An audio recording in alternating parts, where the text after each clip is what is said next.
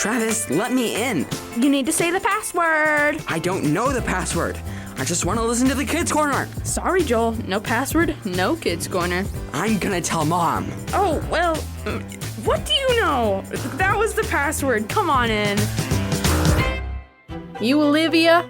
That's me, owner and proprietor of Olivia's Garden. Yeah, okay. I'm here from El Cheapo Food Products. You ordered a truckload of food and ingredients. Oh yes, I'll open the door for you. Oop, watch out for the garbage. Gotta get that out to the dumpster one of these days. Uh-huh. You got a bathroom? Oh yeah, just down the hall to the left. Excuse me. Oh hi, welcome to Olivia's Garden. How many in your party?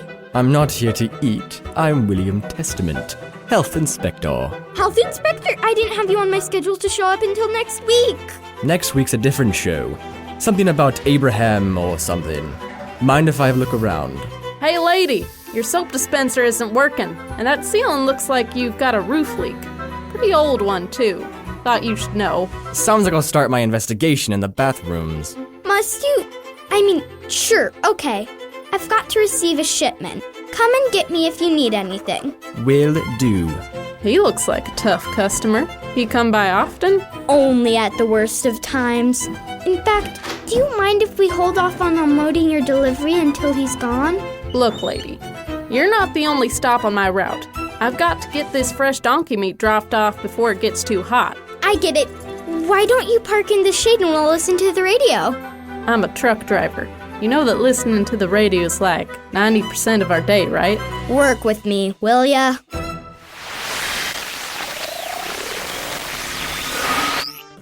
Here's the last box of cans, Mr. Jacobs. Thanks, Flora. Want to start on the pasta boxes? Sure. Hey, what's going on in here? Hi, Olivia. We're helping Mr. Jacobs with the community center food pantry. You mean they have food here? And here I've been going home for lunch all this time. What you got in here? Stuffing, cereal, canned apricots? Who eats this? These aren't exactly meant to be snacks, Olivia. These are for people who need food in emergencies. People eat stuffing in emergencies? I would. Stuffing's great. I don't like it that much. Yeah, it's something that I don't think people really take into consideration when they donate food like this. I think the main reason we see stuffing and the like are that they last a long time on the shelf. In fact, that's part of what we're doing right now.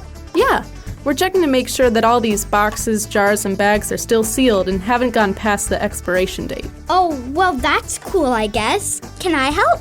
Sure. Come help me check these cans. These are the ones I've already gone through. Okay. What do I do? Find the date and make sure that it's still after the day. Then if you want to hand it to me, I'll check to make sure it's not damaged and that the seal is still good. How do you do that? I'll show you. I'll get these finished cans out of the way. And I'll start up the radio.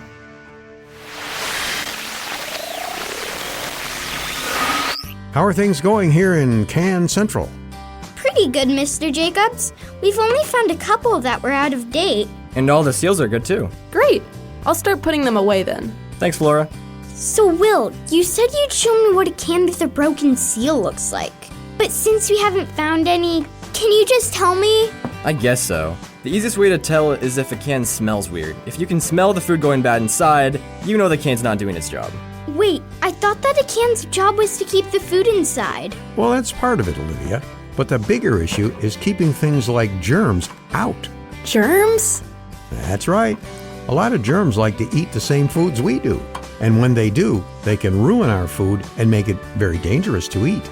To stop this, people kill all the germs on the food and then seal it in cans so no germs can get to it. Is that why canned food tastes different? A lot of the time. Interesting. Very interesting. It's not that interesting, Will. No, I know it's just food. But it kind of reminds me of something I heard in church. Your church talks about cans? Do they have a food pantry too? No, yes, they do. But that's not what I was talking about. This whole thing about keeping germs out of cans just sounds a lot like the lessons I've heard about keeping bad stuff out of my heart and mind.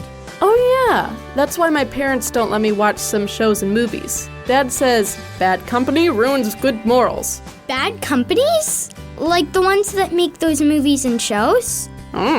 That's not quite what the verse in 1 Corinthians meant by company, but it's close enough. This and other verses like Proverbs 13:20 and 4:23 tell us to be careful who and what we make part of our lives, because there are influences that make it easier to forget the things God has taught us. Influences? It means things that can lead us to do stuff. Yep. That's why it's important to make sure we stay away from all the bad stuff out in the world and only let the good stuff in. If we do that, then we won't have to worry about doing what is wrong. I agree that it's a good idea to be careful with what we let into our lives. But Jesus had something to say about this topic that might surprise you. And I might be able to find a script on my phone that talks about it if you're interested. Sure. Great. I'll head into the office and print out some copies. And we'll keep sorting cans. And listening to the radio.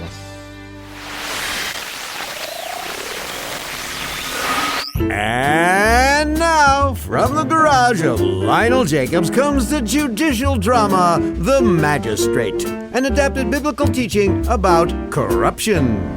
Once upon a time in merry old England, there was a magistrate. That means I'm a judge. I lay down the law and settle fates when it comes to scoundrels, villains, and the like. On the day of our story, the magistrate had 2 cases to consider. I'll take the first defendant, Mr. Sterling, I presume. Aye, Your Honor.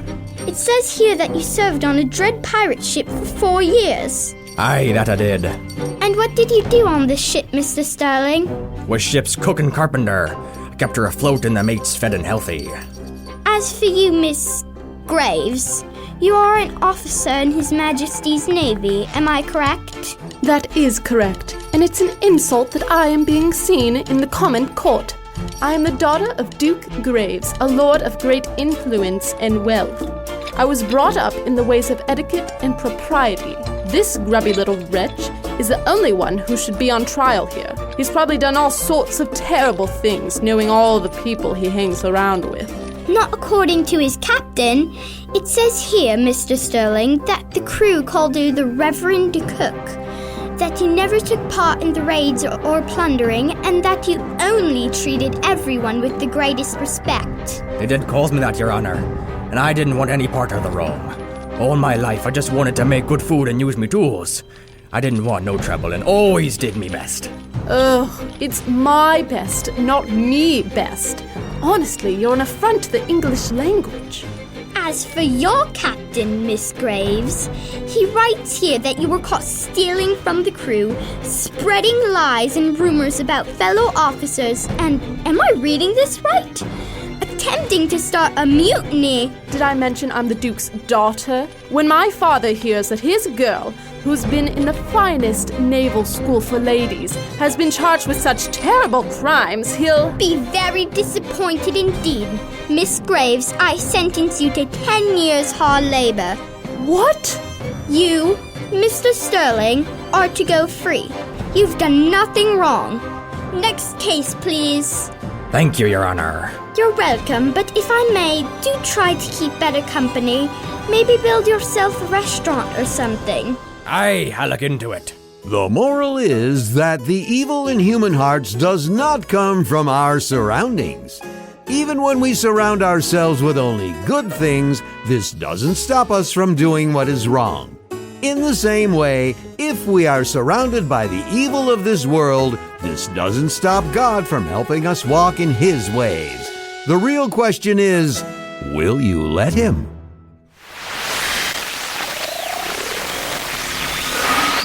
Whew, that's the last of the cans. Aw, I was just getting started. I'm sure the community center will have more donations sooner or later, Olivia. When they come in, I'll be sure to let you know. Okay, thanks. So, Mr. Jacobs, that drama you had us act out, you said that it was based on something Jesus said? Yep, in Mark 7. Okay, I might have to look that up to understand better. Oh? I mean, by all means, read it for yourself, but I'm sorry if my explanation was confusing. It's not that it was confusing as much as I'd like to know what Jesus actually said and to who. Oh, I see. You want to know the context. Very wise. Context? It just means that the meaning of Bible verses depends a lot on who is talking, who is listening, and what was said before and after, and where. In this case, Jesus was talking to the Bible teachers of the time about following rules that they had made up. What kind of rules? Were they bad rules? Not bad rules at all. We actually follow these rules today. We do? Which ones? These rules said that you couldn't eat food unless you washed your hands first. Well, yeah, that's just a good way to make sure you don't get sick. You're right, Will. But these teachers took it even further. They said that if you didn't wash your hands, when you ate, you were letting evil into your body, and it would upset God. I don't think that's how it works exactly. Neither did Jesus. That's why he told these teachers and his followers that to God, food is just food. It goes in, it goes out, no problem. It's the attitudes and issues we have in our hearts that God's concerned with. Okay, I'm sorry, Mr. Jacobs, but all this washing hands and food stuff is kind of confusing me. I still don't know if I get it. That's all right, Flora. Let's think of it this way. God knows that when we live in this world, we are going to hear and see things that are evil. But he's telling us in this chapter that he's not going to be angry with us for that. It's how we act that matters. In our hearts, are we going to love God and others? Are we going to take pleasure in the evil we see, or even choose to join in? Are we going to look to the things in this world to give us power, peace, and happiness? Or will we trust God to give us those things? It's a choice that we make in our hearts, and nothing from the outside can force us to do that. I don't know about you guys, but I think I understand it better now. Yeah, a little anyway. I'm going to have to think about it more, and maybe talk to Mom and Dad about it. And I'm still looking up that chapter when I get home. Mark 7? Right. Well, speaking of going home, I'd better get out of here. See you guys later. Oh yeah, me too. Bye! Thanks again for your help, kids. Could you get the radio on your way out? No problem.